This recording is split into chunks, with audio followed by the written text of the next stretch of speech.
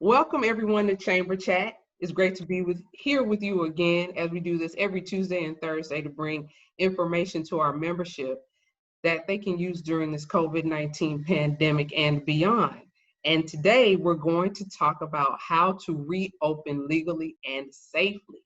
And I am very, very glad to welcome two phenomenal women to Chamber Chat today. First, we'll start with Miss Abby Kotun. Abby is an associate in Reed Smith's Labor and Employment Group. Abby is board certified in labor and employment law and represents clients in a wide variety of labor and employment matters. She graduated magna cum laude from the University of Houston Law Center, and while in law school served as the internet publishing editor for the Houston Law Review. Law Review is a big deal. Just want to give Abby her props for that. Thank you. She also volunteered as a student attorney in the civil and immigration clinics. She is the current chair of the African American Lawyers section of the State Bar of Texas. Welcome, Abby. Thank you for being here today. Thank you so much for having me. And we also have Miss Bonita Billings, who is the proud owner of Bees Wine Bar located in Sienna Village in Missouri City, Texas. She is also the GHBC Pinnacle Award Upstart winner for 2018, and we are very glad to see her here today, and we continue to support her in her business. So we're hoping to have a candid discussion today about business. So Bonita, welcome. Welcome to Chamber Chat. Thank you for having me. Absolutely. Okay, so we'll get started with Abby. And we're just going to have a discussion today because Bonita's an owner, she's a business owner, and has some questions about reopening, as I'm sure many of you have, in seeking to legally and safely reopen your businesses. We have heard reports of being able to turn customers away if they don't wear masks, how should we treat our employees, et cetera, et cetera. So Abby, what types of issues do business owners need to be aware of when considering reopening their businesses? Sure. So this is such an unprecedented time. And, everyone's thinking about their personal safety. Us as business owners, us as employees, everyone's thinking about that. And so there's a variety of things we have to keep in mind. First of all, before deciding to reopen, you have to make sure that you're compliant with the law. So the first law on this would be the governor's orders. So the governor has been issuing lots of executive orders, and honestly, this is an ever-changing part of the law. And so right now we're up to Executive Order GA-23, and then he issued a proclamation yesterday which adds on to that order. So you have to always make sure that you're in compliance with the order. So this most recent order says which businesses can open, and it calls them covered services. So if you are a covered service, then you can open your business. So those are dine-in establishments, retail establishments, and with the new proclamation that was issued yesterday, I think some splash pads and water parks are included on that. So you need to check and make sure that the type of business that you own is on that list of covered services that can be opened. Now, after, even if you are allowed to open, you might still be subject to some limitations. So in the current order that we have, even if you're a covered service and you're allowed to open, you still might have some occupancy limitations. So if you're an essential business, you probably know it by now, you were essential from the beginning, you're not subject to those occupancy limits. But if you're one of those covered businesses that's been allowed to open, then you might have a 25% cap if you're, for example, a bar, or if you are a restaurant selling no more than 51% alcohol, then you would be subject to a 50% cap now. So you have to look at the fine details. Now, after the governor's order, the next in line is the county judge. So you might be in a county that has an order. Right now, Fort Bend County doesn't appear to have any orders that are currently in place. Harris County has one. It's called the Stay Home Work Safe order. And it basically says that residents, people in Houston, in Harris County, who are not going out to one of these covered services, whether they're getting services from their or providing services should really stay home and not interact with people that are outside of their household. So that's the second layer. The third layer would be city. You'd have to see if there are any orders from the city. Now, there was a lot of politics going on. So to be honest, most of the orders, like the county orders, actually track the governor's order now. And so you're probably not going to see anything there. But there are actually some Texas counties where the county is a little bit more strict on something, but that's not really the case here in the Houston area. So after, oh, go ahead. No, go ahead. Go ahead. So after you look at the governor's orders, the county's order, city's orders, if you're in compliance with all those, then you have to make a determination for yourself. Am I ready to open? And so if you know that you have any high risk people, like people who are older or who you already know to have high risk illnesses or conditions, then you'll need to try to make sure that you address them. But otherwise, you need to make sure that your business, your workplace is ready for people to come in. So that's going to be disinfecting. That's going to be implementing measures like hand washing, face coverings, staggering work shifts, keeping people 6 feet apart, etc. A lot of that is in the CDC guidelines. So you can look at the CDC guidelines. The state of Texas, if you go to DSHS, if you go to their site, there are additional guidelines, and those guidelines are actually by the type of company. And so you go look at those, pull that off the shelf. I haven't actually looked at one recently. They appear to be kind of long. So definitely pull that off the internet shelf and look and see what is advised for your type of business. Now, after you implement that, I think that would get you ready for, if you're a customer facing business, that'll get you ready for customers. If you're not a customer facing business, that'll get you ready for your employees to arrive at work. The last thing I would say is you're going to want to screen as well, because there's nothing really, it wouldn't be wise to get everything ready, disinfect everything, and then invite someone with COVID into the workplace without safeguards. You can never safeguard something 100%, but you can definitely do all that you can. So you're going to want to screen your employees, and you might screen them by just asking them, have you been in contact with anyone who has tested positive for COVID-19? Have you yourself tested positive for COVID-19? You can also temperature screen. Yes, you can temperature screen. It is allowed by the recent EEOC guidance.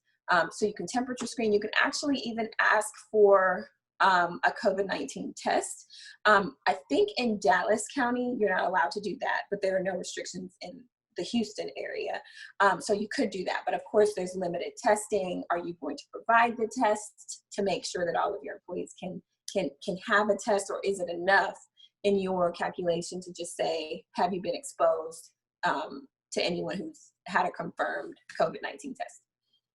Yeah, I can imagine that once you get into the testing piece of it, if you decide that you want to test your employees, you're going to have to test all of them, because you may have some complaints like, why are they getting tested and I'm not, or why are you making me get tested and they're not? So yes, I could see that becoming an issue.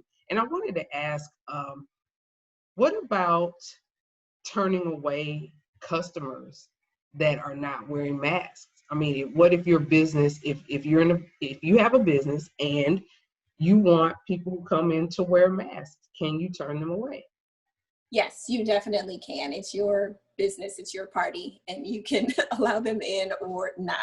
Now, masks have definitely become a political statement. And so, like I said at the start, everyone is concerned with their own personal health. And so, to me, that is paramount. So if you would like to make that the rule for your employees, you can mandate that they wear masks. If you would like to make that the rule for anyone coming into your business, you can make that the rule. And honestly, that's not really a pandemic thing. If you don't want people to come in who are not wearing shirts, you can tell them not to come in. If they don't have shoes on, you can tell them not to come in. You can't discriminate on the basis of race or anything like that. but you can have rules for why, for someone to be able to come into your business. So this is not different from that. Okay, understood. Understood.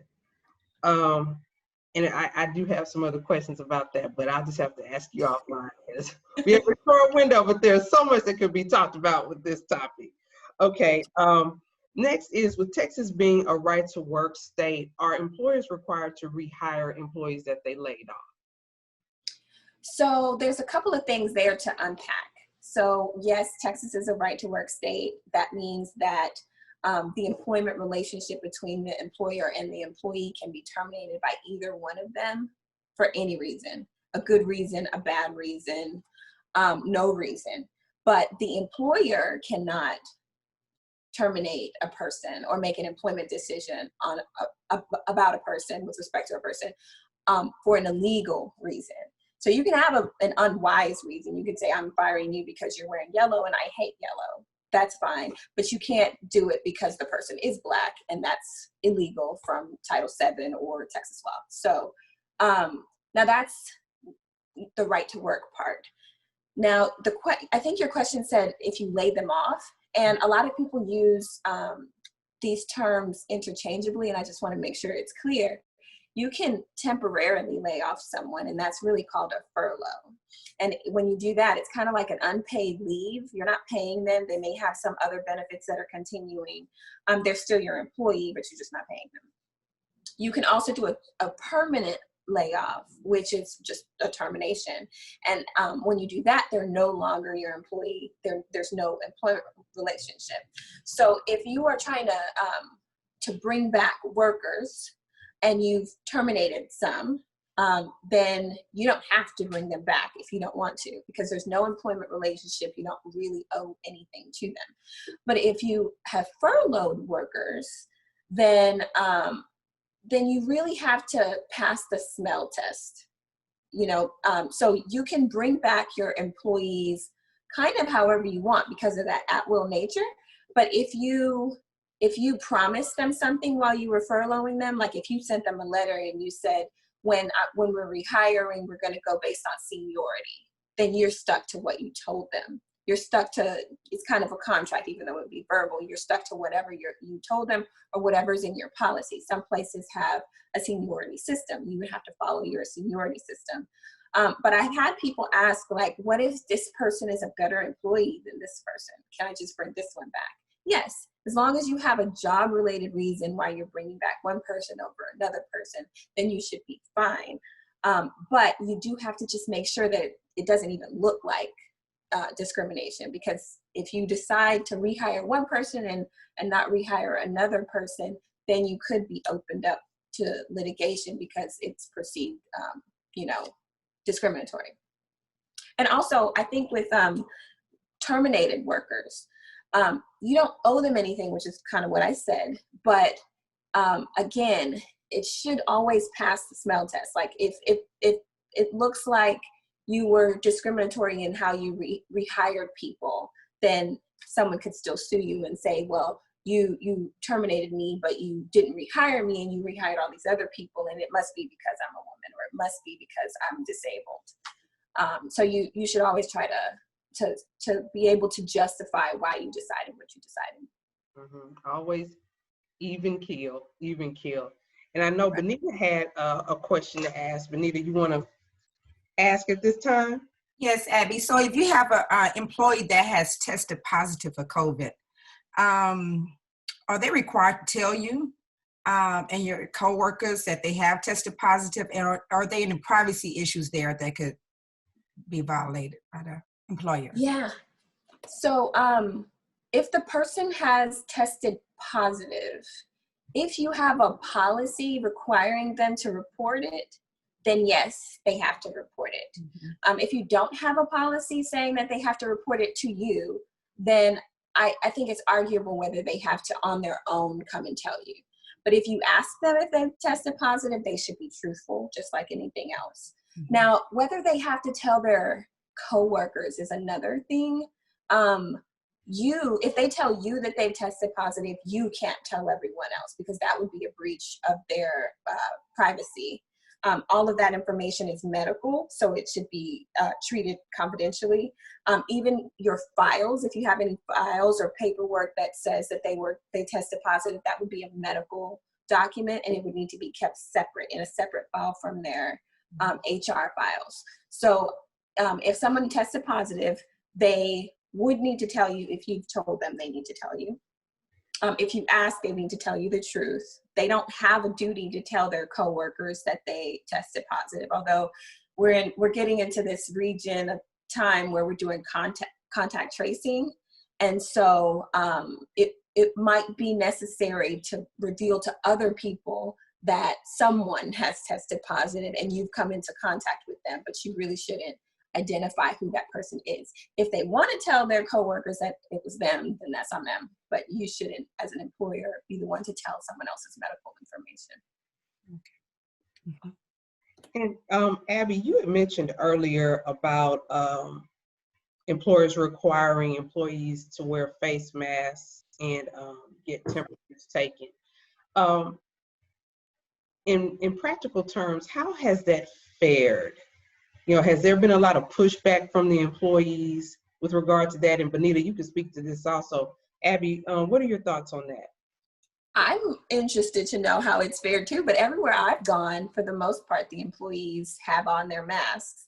And I would think that employees would want to keep their jobs, and so they would comply with the rules of the place where they're working. But Bonita, what have you seen? No pushback. No pushback at all. I mean, because I think they're thinking about their safety and the safety of the people that they're serving. So what we do, we take temperatures. My employees are required to wear masks and gloves.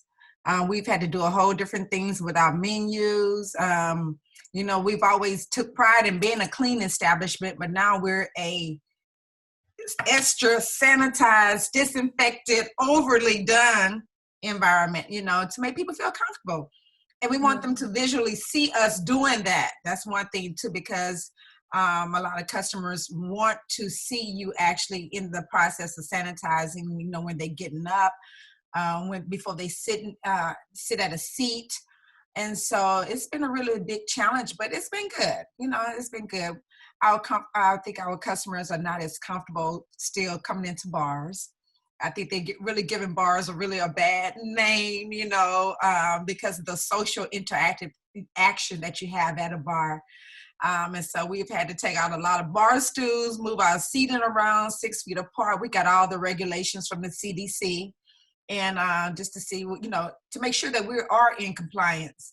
But as far as my employees, no pushback because they want to be safe. Yes, go ahead. You know, that reminds me, I did have a client who asked about one of their employees who was kind of developing anxiety around it.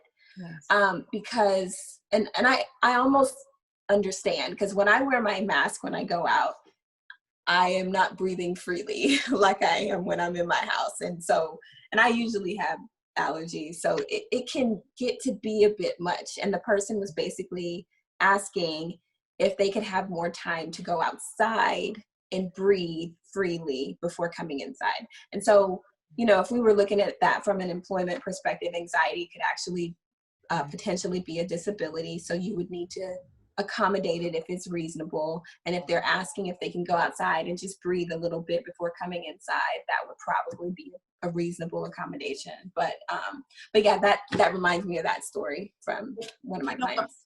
Prior to me opening, I had of course, a staff meeting and just kind of went over all the rules and regulations. And one of my questions is, are you comfortable coming back to work? Are you comfortable being in this environment? If you're not, I totally understand. You do not have to come back at this point in time, you know. And so, you know, masks are encouraged at the bar for my, persons that are coming in. We encourage, you know, sanitize upon entering, constantly washing your hands while you're there in the bar. No standing, you know, we cannot stand around in a bar like we used to. Everyone has to be seated to be served. And so it's been a big change, but masks are not they're not mandatory as far as the customers are concerned, but we do encourage you to wear your mask. unless you're eating or drinking or talking, then you can do it. But as far as my employees, totally mandatory. Yes. So Bonita, have you had any pushback from clientele about even talking about a mask at all? No, no, because if they come in with a mask, so be it. If they do not, that's fine too. We're gonna wear our mask. Sometimes I find myself as the owner though, kind of talking without my mask, and I'm like, oops, let me hurry put it on, because my employees are actually watching me, but they're really good about, making sure they have their mask on. But no pushback, no pushback. Yeah, But as to say with that, not a lot of people are coming into bars, so they're still kind of afraid, to get out there and interact in bars. So service has been slow. Yeah. well, we're hoping that will pick up. It will change. Yes, it will change. Yes, and I cannot wait to partake in the catfish. I've been trying to get myself into a certain weight category before I come to Missouri City to get the catfish. So I just wanted to let you know I'm coming. It's good. We'll be there. So Abby, just want to shift gears a little bit and talk about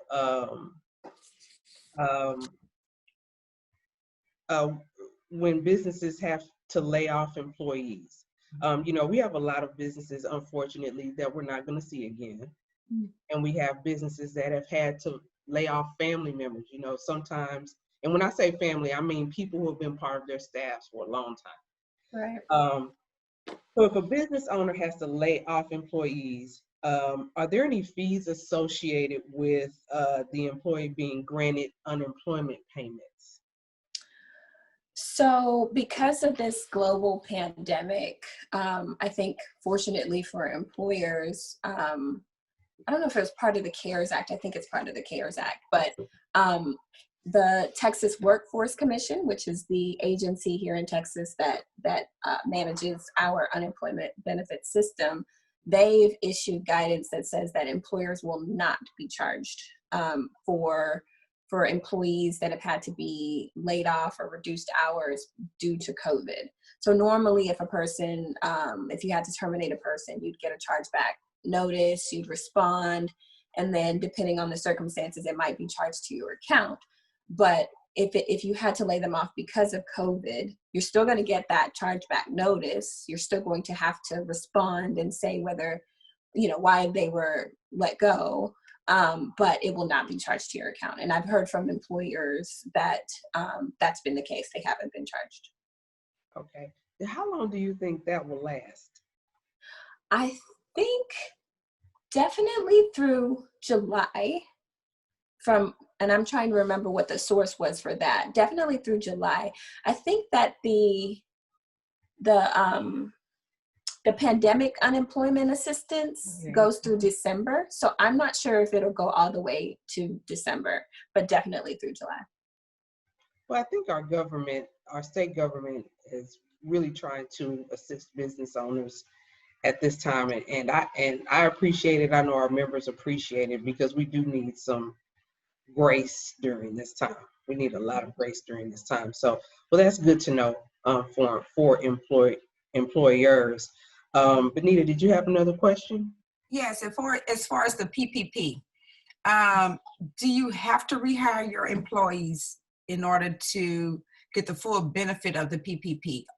Do you have to rehire all of your employees that were originally on your payroll prior to the pandemic?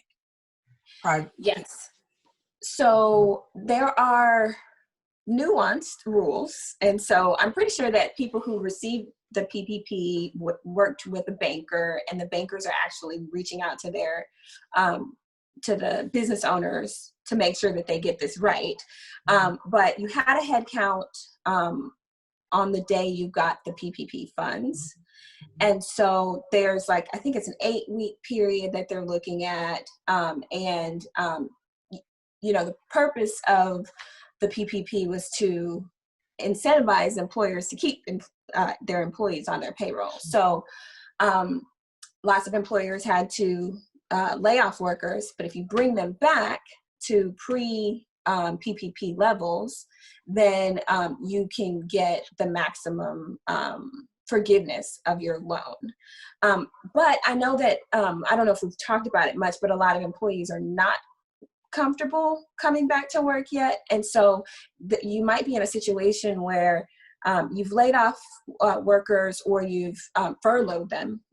And so you're ready now to bring them back, and you're trying really hard to bring them back because you want to get maximum PPP forgiveness. And so you extend an offer to an employee, and the employee says, you know what, I'm good because, I'm getting paid. And there's a pandemic out there. I've heard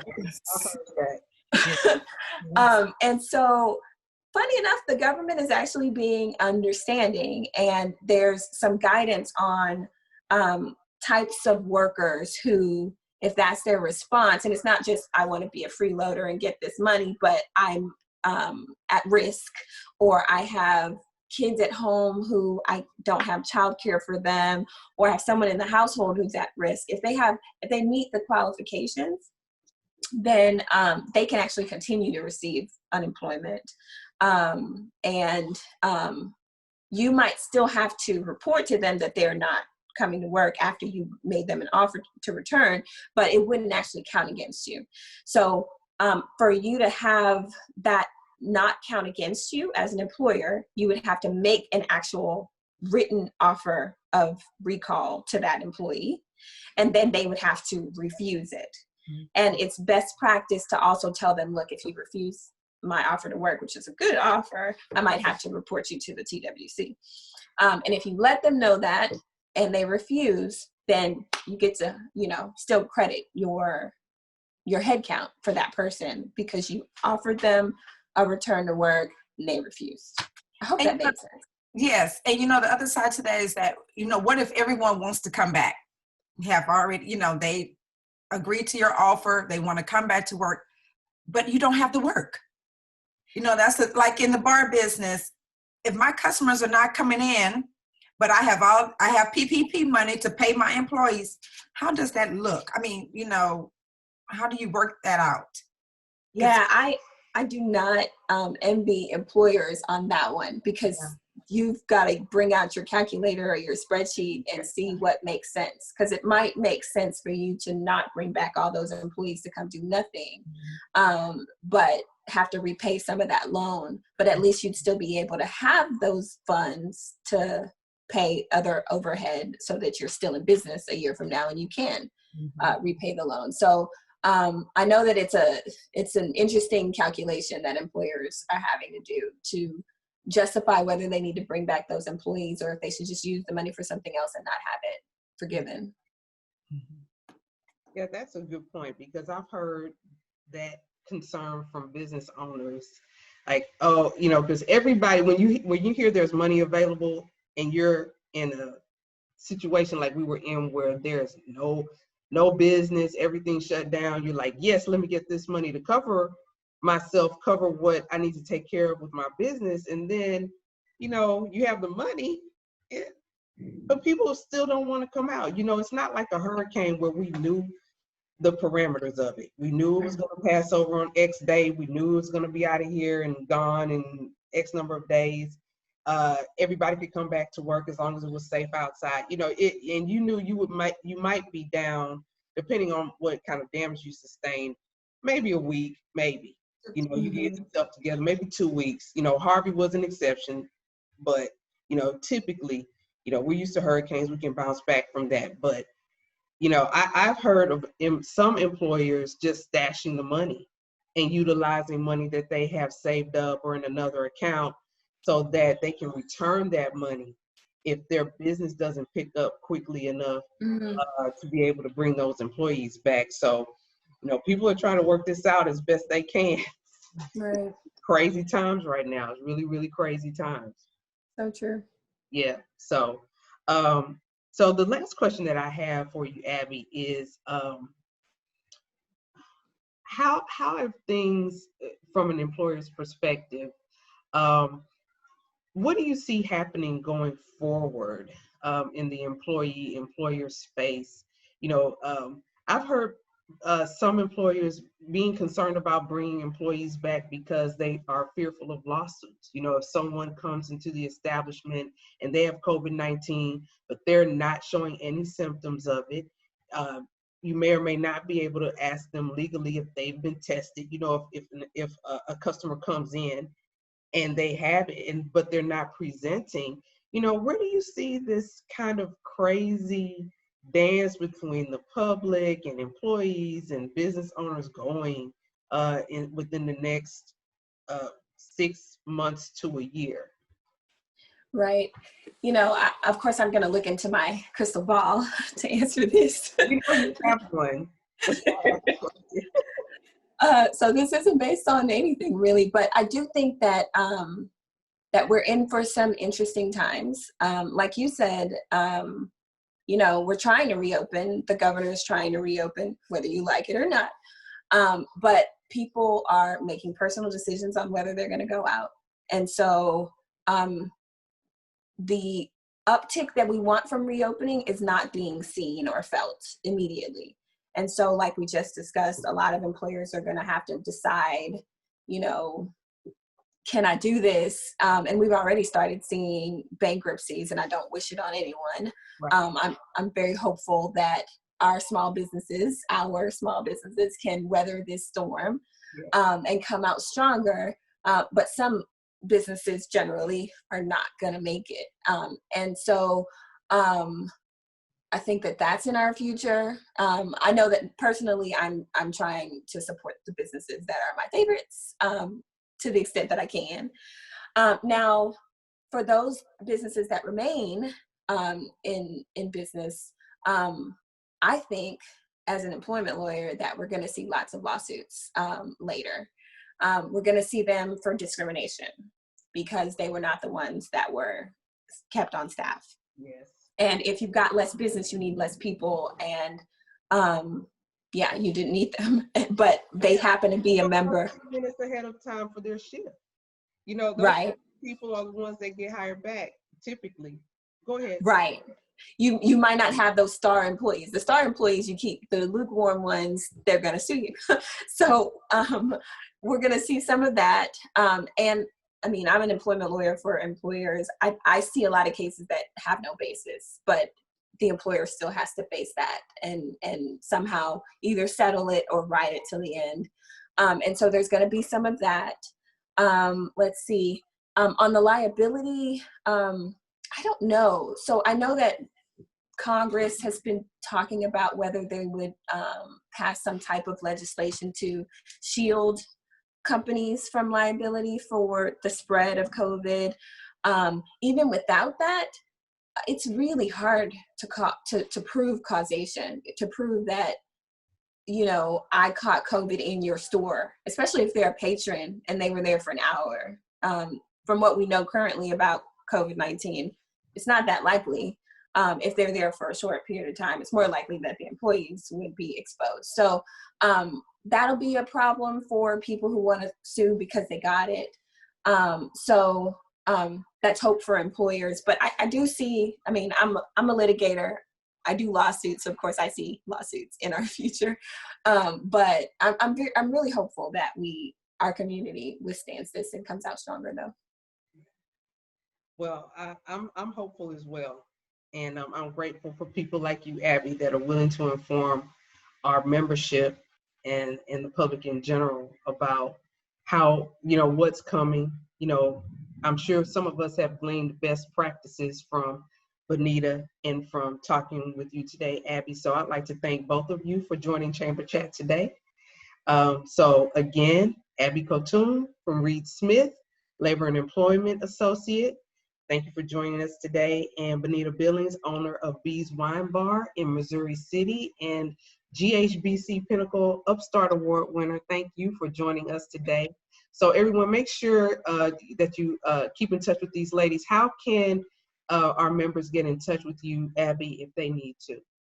Sure. So I've Googled myself recently, and if you spell my name right, you should find me online. But you can email me at Kotun, Kotun, at reedsmith.com, reedsmith.com. And can I even remember my office number? Email me. I'm a millennial.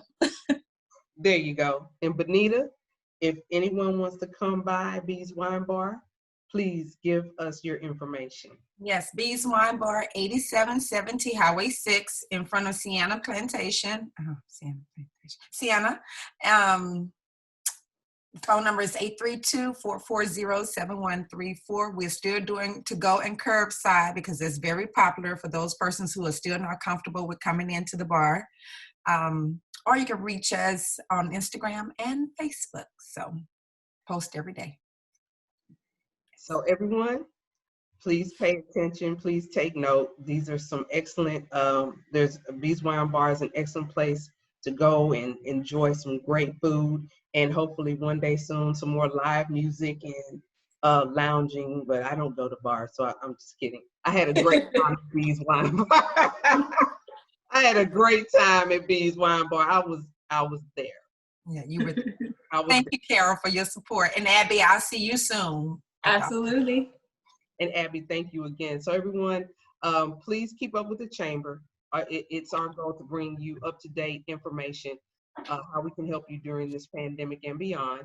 We have COVID resources posted on our website at ghbcc.com and on social media on Facebook and Instagram. We also keep our members apprised, so please take a look at your email and look at your newsletters. And we ask everyone to support our member businesses. Please visit HoustonByBlack.com. That's HoustonByBlack.com, where there's a listing of our member businesses in just about any industry you can think of. So we look forward to your support. Thank you again for joining us today, and we look forward to talking with you at the next Chamber Chat. Take care.